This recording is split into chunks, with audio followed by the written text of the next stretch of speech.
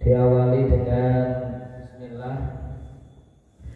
Niki menunjukkan bahwa segala sesuatu yang baik itu dianjurkan untuk diawali dengan bismillah, karena disesuaikan dengan sabda Nabi, dawuh Kanjeng Nabi Muhammad sallallahu alaihi wasallam, kullu amrin dzibalin la yubda'u fihi bi bismillahirrahmanirrahim fa huwa abtar au ajdar au aqdar.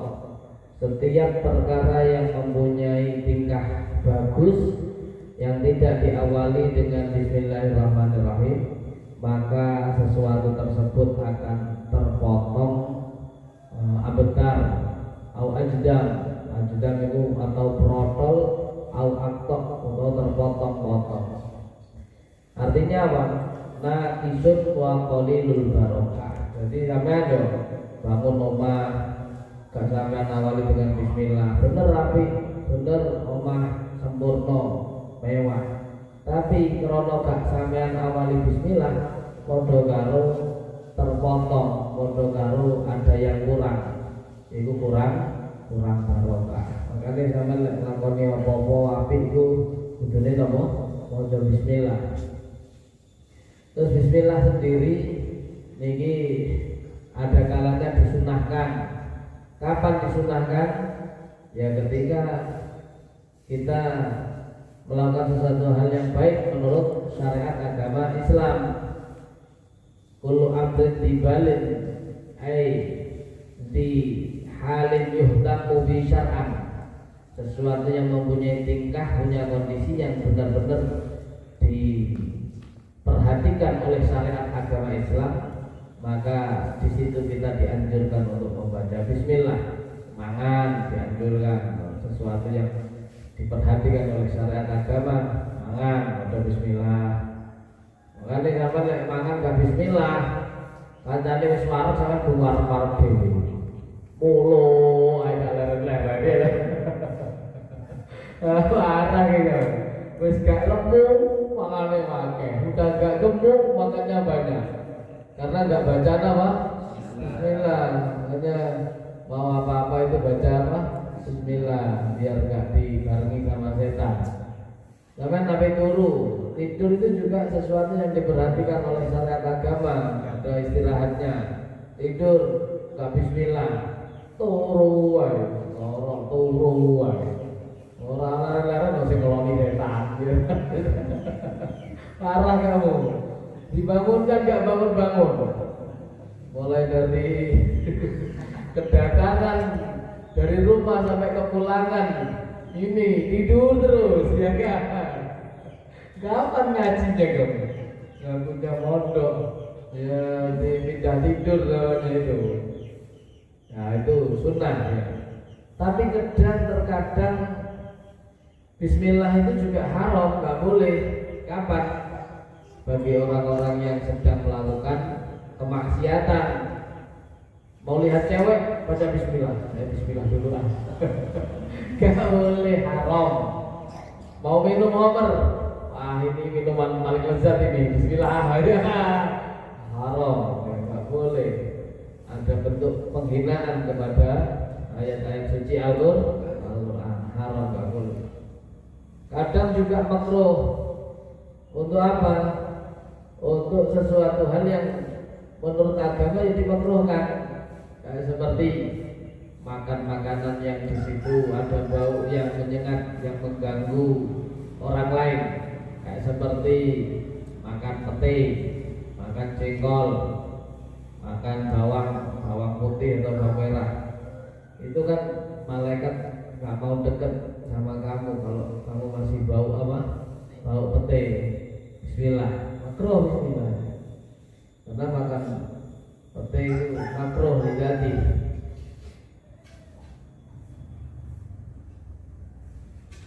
Wal makruh li aridin, kalau makruhnya, oh ini makruh yang termasuk apa? Sesuatu yang baru, atau katakan makruhnya itu bukan karena zatnya barang itu, tetap disunahkan. Kayak tadi seperti makan pete itu masih sunnah, karena dianggapnya bau itu sesuatu yang baru atau bukan dari zatnya makanan itu. Kalau makanan itu kan boleh aja. Yang makruh itu ini misalnya suami istri itu kan boleh melihat aurat suaminya atau istrinya. Nah itu ketika melihat auratnya kan makruh lidati, zatnya melihat itu kan makruh. Kok baca bismillah juga apa? Ikut makruh. An-nadar li aurati zaujatihi. Kalau yang diharamkan karena sesuatu yang baru, ya sesuatu yang baru, bi'arif. Kayak seperti wudhu dengan air yang digosok. Ini wudhunya baca bismillah sunnah enggak? Tetap sunnah. Kan haramnya kan karena gosoknya. Tapi kan wudhunya tetap sah, kan itu. Maka disunahkan tetap baca bismillah. Terkadang bismillah itu juga wajib. Kapan Jid? Bismillah itu wajib Jid. Bismillahirrahmanirrahim. Maca itu wajib. Kapan aja? Itu ketika sholat. Sama bismillah Fatihah enggak pakai bismillah, enggak sah sama.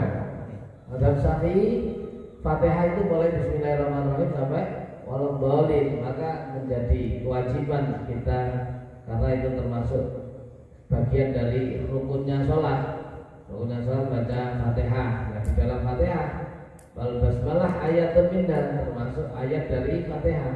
Maka wajib kamu baca bismillahirrahmanirrahim. Itu wajib. Wakila innaha tubahu, terkadang ya bismillah bisa mubah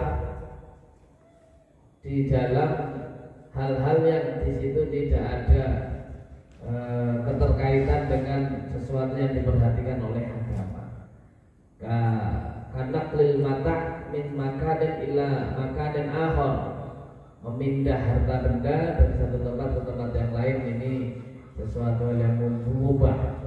Tapi sebenarnya kalau kita memindah sesuatu dari tempat yang kurang aman terus dipindah ke tempat yang lebih aman, yang lebih bersih, yang lebih layak, ya kalau kita niatnya untuk takriman wa isyrafan, yang memuliakan, ya bismillah tetap sunnah. Itu menurut kil saja, tidak sunnah. Jadi tak tarihi al-ahkam al-arba'ah. Jadi bismillah itu bisa juga sunnah, bisa juga makruh, bisa juga haram, bisa juga tadi itu mubah, atau ya bisa juga wajib. Empat. Itu bismillah. Bismillahirrahmanirrahim. Qala dawuh sapa asy-syekh al-imam al-alim al-allamatu Syamsuddin Abu Abdillah Muhammad bin Qasim Asy-Syafi'i taqabbalallahu bi rahmatihi wa ridwanihi amin. Kala dawuh sapa asy-syekh wong tuwa, asline syekh niku wong tuwa. Al-lughatan man balagha man jawazal arba'in, orang yang usianya sudah lewat 40 itu namanya syekh. Itu menurut bahasa Arab. Tapi untuk istilah orang-orang ahli fikih, wafil istilah man balagha rutbat ahli fadli, orang yang mencapai tingkatan orang-orang yang mempunyai keutamaan, walau sobian, walaupun itu masih kecil. Makanya biasanya di sarang itu di pondok pesantren Al-Anwar Sarang, putra-putra Mbah Yai yang masih kecil itu sudah dipanggil mbah, karena syekh itu cara bahasa Jawa ini napa? Mbah. Jadi enggak gus lagi kalau mbah. Mbah, putih mbah misalnya jenenge Zen. Mbah Zen, putih Mbah Zen, itu kan mbah. Itu ikroman juga, karena dianggapnya seseorang yang sudah mencapai tingkatan ahlil fadli, orang yang mempunyai keutamaan walaupun masih kecil. Tapi sebenarnya syekh itu untuk orang yang usia 40 tahun. Coba tengok umur 40. Pak Yuda itu syekh bisa. Mbah ya. Mbah syekh. Terus kalau seseorang itu masih di dalam perut ibu, namanya apa? Janin. Karena masih tersimpan lijetinanihi wastitarihi, masih tersimpan atau tertutup di dalam rahim ibu, namanya janin. Kalau udah keluar, sudah lahir, namanya tiflun, anak kecil. Tiflun, sobiyun, dzurriyyatun, itu sama semua, anak yang sudah lahir. Kalau sudah menginjak balik, sudah usia 15 tahun, kayak sampean ini, namanya sudah ganti lagi, syabun, pemuda, atau fata, pemuda. Idil fata hasba' tiqadihi rufi wa kullu man lam ya'taqid lam yantafi. Makanya pesan itu pemuda, syab.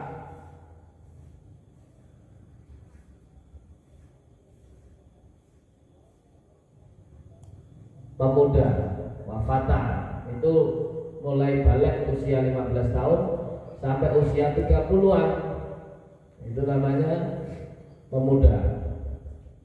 Jadi sampai nasi umur 17, selawe, pemuda. Subhanul yaum rijalul ghad, itu subhanul yaum rijalul ghad. Pemuda hari ini tokoh masa yang akan datang. Maka kamu siapkan diri sampean dengan persiapan yang matang, dengan segala kemampuan sampean untuk meraih keilmuan, karena itu nanti yang akan menjadi modal kalian di masyarakat atau di lingkungan kalian masing-masing. Subhanul yaum rijalul ghad, pemuda hari ini pemimpin hari esok. Kalau udah menginjak usia di atas 30 sampai 40, atau mulai usia yang 30 sampai 40, yuqalu lahu kuhlun, kuhl. Wa ba'dal arba'in yuqalu lahu syekh. Kalau sudah usia 40 baru dikatakan syekh. Laki-laki itu kalau perempuan ya syekhah. Itu istilah-istilah tengene apa? Kata-kata syekh. Kalau dawuh sapa asy-syekhu guru, al-imamu kang dadi imam. Imam itu ya panutan. Makane man imamuka, atau ma imamuka, apa imam sampean, panutan sampean. Al-Qur'an, Al-Qur'an imamku, panutanku. Lughatan al-muttaba', sesuatu yang diikuti itu namanya imam. Kalau menurut istilah man yasihu al-ittida'u bihi, orang yang boleh diikuti, dawuh-dawuhnya diikuti, perilakunya diikuti, akhlaknya, itu namanya imam. Berarti beliau ini diikuti, dawuh-dawuhnya diikuti, apa? Tingkah lakunya, perilakunya, akhlaknya, aliyahnya. Al-alimu kang alim. Al-alimu kang alim. Alim itu orang yang mempunyai ilmu. Al-muttasifu bil ilmi, orang yang mempunyai satu sifat dari keilmuan, walau di masalah wahidah, walaupun dia itu misalnya cuma satu masalah, itu sudah dikatakan alim. Misalnya sampean ahli di bidang pertukangan, ya sampean alim babakan tukang. Sampean alim ahli di bidang pertanian, ya sampean alim petani. Makanya dulu kalau di Arab alim itu biasanya malah dipakai untuk sebutan orang yang ahli membuat batu bata, itu alim, muallim atau muallim. Kalau di sini al-alim al-muttasifu bil ilmi, orang yang mempunyai satu keilmuan, baik keilmuan itu diraih dengan bitorikil kasbi, dengan cara dipelajari, atau bitorikil faidil ilahi, atau dengan cara memperoleh langsung dari Allah Subhanahu wa ta'ala. Makanya sampai kudu belajar, karena dengan belajar nanti sampai akan memperoleh ilmu-ilmu yang tidak sampai pelajari. Nah, aneh itu mereka sampai balik getu pantat saya sinau wae. Engko lak moro-moro iso dhewe karepe dhewe ngono. Tapi lek gak sinau ngenteni iso karepe dhewe gak iso. Amen turu tok ae. Kamu tidur tok hari. Enggak akan bisa. Tapi kalau kamu belajar terus, baru nanti akan terjadi tiba-tiba bisa gitu. Karena ilmu yang harus diproses, ada yang diperoleh langsung dari ilahi, dari Allah. Tapi caranya ya harus itu belajar.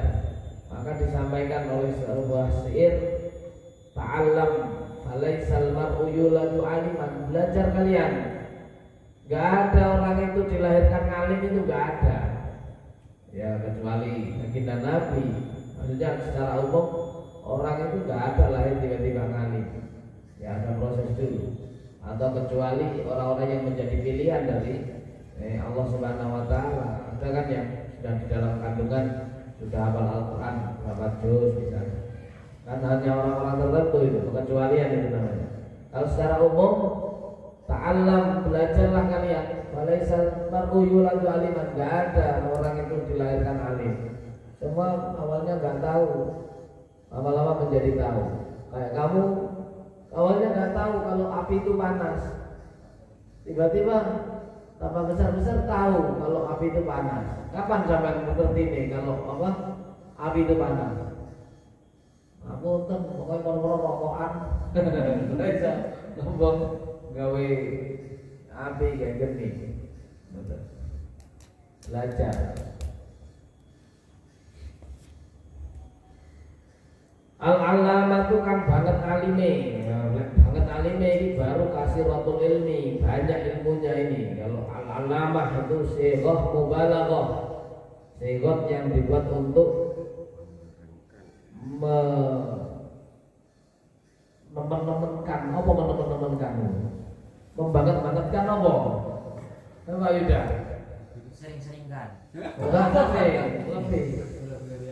Lebih-lebihkan, biar disampaikan sampai sepenuh-penuhnya, dipenuh-penuhkan, itu mubalaghah. Orang sangat alim banget, nah itu namanya allamah.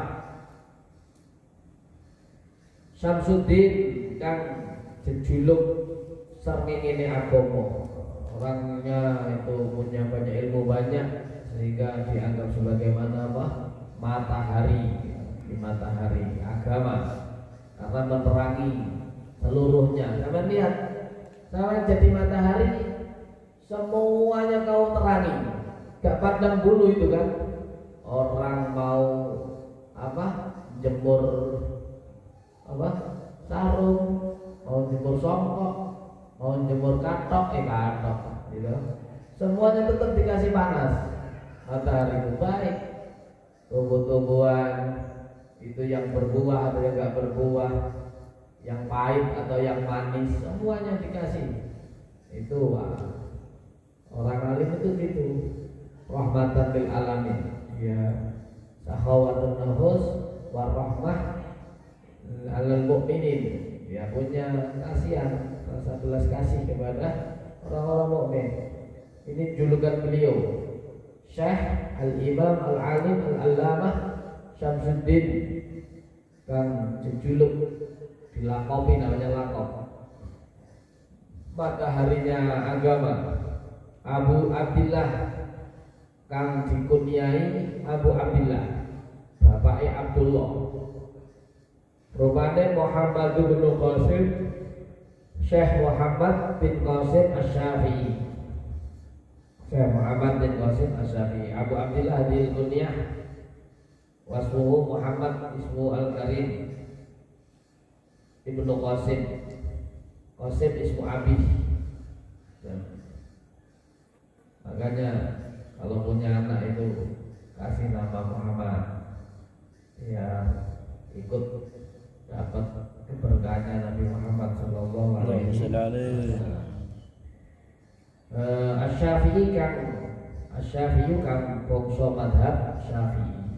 Taghammada mugi-mugi meliputi tegese menaungi hu ing Syekh Muhammad bin Qasim Asy-Syafi'i sallallahu alaihi Allah bi rahmati kelawan rahmati Allah wa ridwanihi lan keridwaane Allah, amin. Itu mukadimah ya. Ini mukadimah kita awali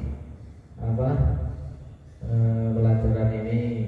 Nanti kan benar yang kita baca niki napa Fathul Qorib, tapi nanti kajiannya kita juga sertakan kitab Taqriratus Sadidah, biar biar ada perbandingan ketika kita membaca kitab, nanti ada perbandingan dari kitab Taqriratnya, sehingga nanti kita bisa lebih luas jangkauannya. Atau nanti kita juga bawakan kitab Safinah, biar nanti tatanan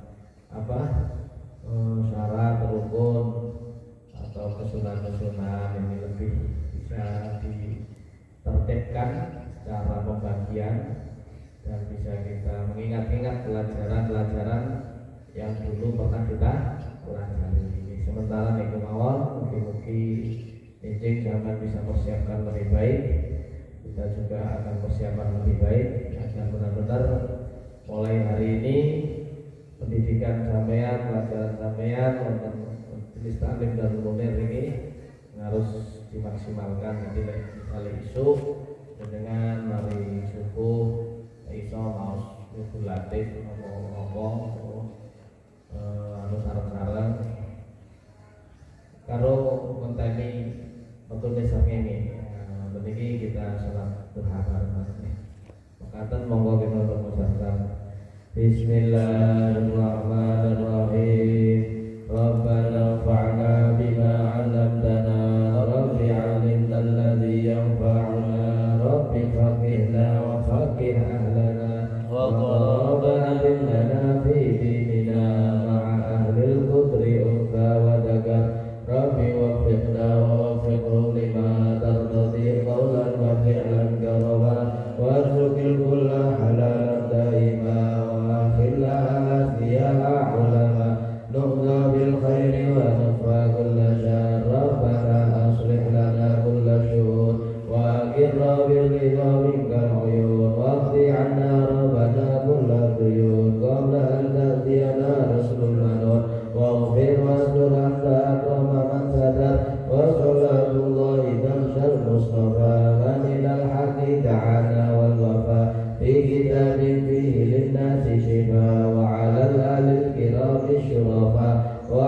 ala sahbil masabihi lura. Allahumma hdina bihudak waj'alna mimman yusari'u fi ridha, wal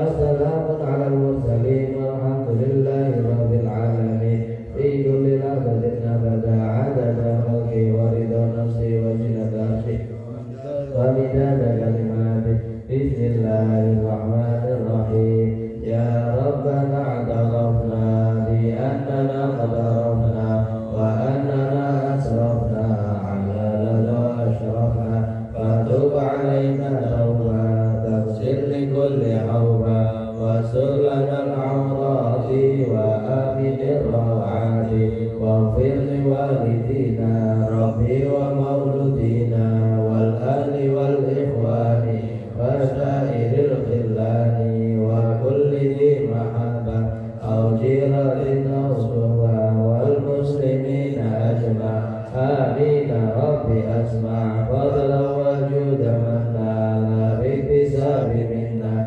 بالمصطفى الرسول نهدى بكل سول صلى وسلم ربي عليه عند الحب وآله وصحبه عند جنة صحبه والحمد لله